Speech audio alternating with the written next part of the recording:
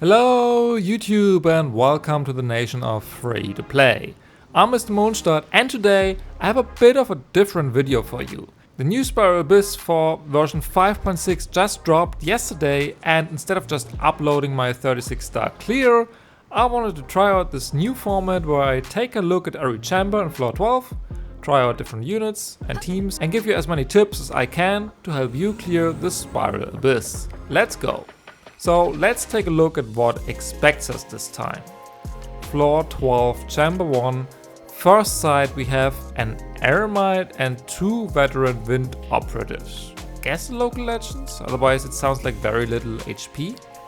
Second side, ooh, this lava dragon thing. I think it's Varesa's boss? I wouldn't know, I don't have her, so I never really fought this thing before, but we'll see.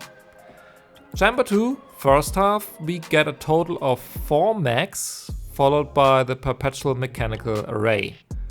Okay, it sounds doable. Second half, oh no, they're back. 2 papilla things, but small ones. I think they're called mimesis or something. I still don't like them. And finally 12-3. First side we have a Rune Grader, sure, and the Electro Vibe again. Second side, there it is, the big papilla, of course. Okay, let's get right into it. What are the buffs? First half, character's elemental skill cryo damage is increased by 75%. I wonder who that one is for. Second half, character's elemental skill dendro damage is increased by 75%. Right, Kenichi is coming soon, makes sense.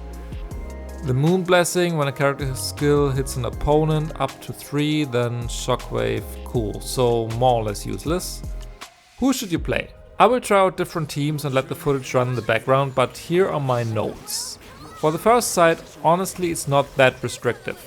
On first side, there are not too many resistances or restrictions that favor only one element.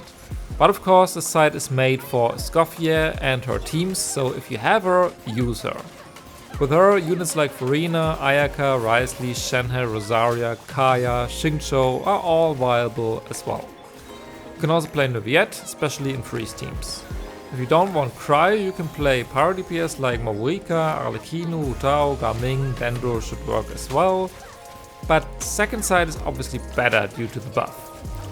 Honestly, except for the Viop, the element does not really matter, so I would not necessarily recommend Electro or Nemo because of the local legend operative, but other than that, it's pretty much up to you. I really like that there are not too many restrictions. What about the second side though? Obviously we got the Dendro buff, so units like Kenichi or Emily are having the time of their life. However, units who can not be played in Burning will have a harder time, but can still be good in 12-2 and 12-3. However, the Pyro boss wants Pyro applications, so Burning is the way to go for the second side. If you don't have Kenichi or Emily, like me, you have to think of something else. I think Overload should work as well, as long as you have enough elemental application for the papillas. Ideally you have Chevreuse build, and then anyone who's Pyro and Electro should work, so Mavuika, Arlecchino, Bennett, Yansan, Shanling, Fischl, Auron, Varesa, Clavin, Raiden. These are all some options. As I said, Hyper Bloom should work for the first side and also for the second, but probably not for the first chamber, so while it works for chamber 2 and 3, you might just have to use a different team for chamber 1. A complete 4-star clear is probably very hard to pull off, so if you want to try, go ahead. But you probably need high constellations on your units and very good builds, so this would not be necessarily a beginner-friendly or F2P approach. Now let's talk about every chamber and the potential challenges individually. 12-1-1. The Eremite won't be the problem, just kill Spat and then him. The actual enemies are the operatives. They will have higher Nemo resistance, but all other elements are as efficient as ever. The main issue with this boss is the Bond of Life, and that this will drain your HP, so some form of healing is recommended. Other than that, there are not too many tricks against them, just try to dodge their attacks and get rid of them. Also, all three of these enemies are freezable, so playing Cryo and Hydro can be very comfortable here. 12-1-2. The main challenge of Chamber 1 is the Pyro boss on the second half. It starts out with 150% elemental resistance to everything in his geo-human form. Even with Rush Red, this is simply too much to brute force it for most accounts. So what do? The boss will have a Fury bar that you need to fill up by attacking it with Pyro. When it fills up, the dragon will change his form to the Molten Dragon form, in which it will be permanently infused with Pyro, but its resistances will be decreased to 45%. Every element except Pyro, which will still have 150% resistance. So you need Pyro against it, but it is still Pyro resistant? How does that make sense? Well, you need to keep applying even more Pyro to actually stun this fella. In the Molten state, the dragon will get a second Fury bar and it will be 20% by default. If you apply more Pyro, it will fill up once again, but if you apply Cryo or Hydro, it will deplete it.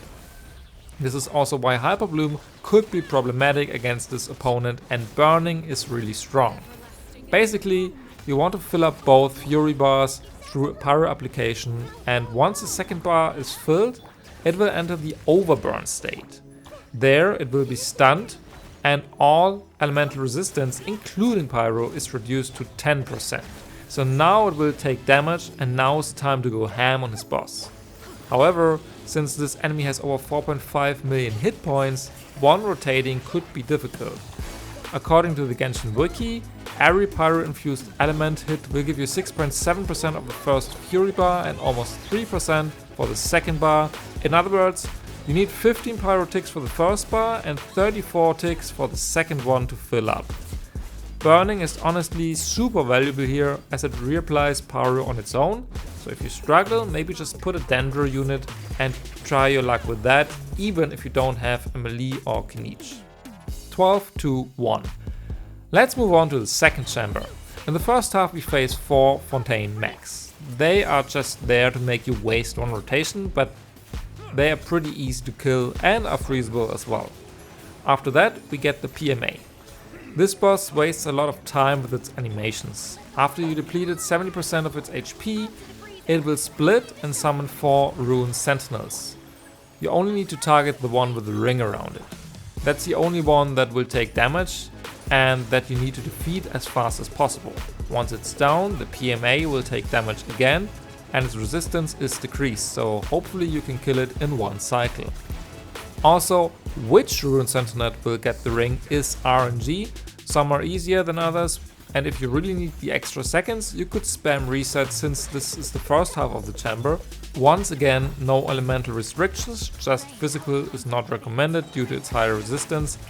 But who are we kidding, you weren't gonna play physical anyway now, were you? 12-2. In the second half there are 2 waves of Papilla Mimesis waiting for you. The first one will take the form of an Anemo Hilichurl rogue, and the second one of a Rune Guard. The mechanic is the same as the one for the Papilla, you need to fill up their bars in order to stun them. However, at least these 2 won't one-shot you if you take a bit longer. Most of you are probably familiar with this bar already, but you need to either consume Nightsoul points and or a lot of elemental hits. So once again, Burning's very strong, but Hyper Bloom works here as well. Overload and Taser teams should also have an easy time, but Taser will struggle a lot in 12-1. 12-3-1. In the final chamber we face a Rune Grader to waste our first rotation, once again, followed by the Thundering Viop Manifestation. This one will steal our energy and with that our burst, so there are 2 strategies against this one. Either you save up your bursts and not use them on the Rune Grader so that once the Viop spawns, you can use all of them before he steals your energy. When he gets his non-elemental shield, you just need to keep attacking to deplete it. If you destroy it in time, you will get your burst back and should be able to finish it. If you didn't break the white shield, it will get an Electro one and you have to get rid of that one instead. Pyro, Cryo and Dendro are the best elements in that case. However, you should try to avoid the elemental shield or any shield altogether for the fastest clear. And this brings us to the second strategy, which is to simply freeze the Viop and keep it frozen. Yes, just as any element in the first half except the PMA, you can also freeze the Viop. You have to keep applying Hydro and Cryo constantly though to keep it in place. But if you manage to do so, it will never get its shield and steal your energy. You can simply delete it before it becomes annoying. This brought me by far the fastest clear time, so one more reason to play Freeze if you can. 12-3-2. And now the very last enemy in this Spiral Abyss is of course the Papilla. Boy did I miss you. This thing will have 70% resistance to everything, so you need to get its shield down. In Abyss, it will gain this Void Bard shield immediately and starts charging up its nuke attack. That charging will take 13 seconds, so this is the time you have to break the shield. In order to do that, you need 72 hits, meaning elemental hits. If the character is in Night Soul Blessing state, the hit counts as 3 instead of 1, so you either need a lot of elemental hits, meaning Taser, Hyperbloom or Burning, or a lot of Night Soul. Natlan units have an advantage, and ideally you get both, so units like Kinich, Auron, Mawika, Yansan or Chaska should make life easier. If you fail to break the shield, you can basically reset to do 12-3-1 again, because not only will it one-shot your active character, but the Papilla's resistance is also too high to deal any significant damage, and if you didn't get one-shot due to iframing, you will lose the Abyss challenge on time. Overload is also a viable team composition, but if you're not using any Natlan units, you really have to optimize your rotation to get enough elemental hits in time. The good thing is, the Papilla is the last thing you have to fight in this Abyss, which means this is the end of my yapping session. These are all the challenges and tips for this Spiral Abyss. Obviously, follow my general advice for any Abyss as well. I made a video on that topic, so check it out if you haven't already. I will add my builds here, so feel free to skip through the rest of the video if you want some details on any of my units. The yapping will stop here though. I hope this video helped you with this Spiral Abyss. What do you think of this format? Do you like it and want me to make another one for the next Abyss? Or do you prefer the simple Abyss clear videos with no talking? I'd really appreciate your feedback. Also, feel free to ask me anything regarding team building, rotations, etc. in the comments down below. I'm always happy to help. If you like this video, please leave a like or subscribe to the channel. Thanks again for watching, and I'll see you in the next video. Bye!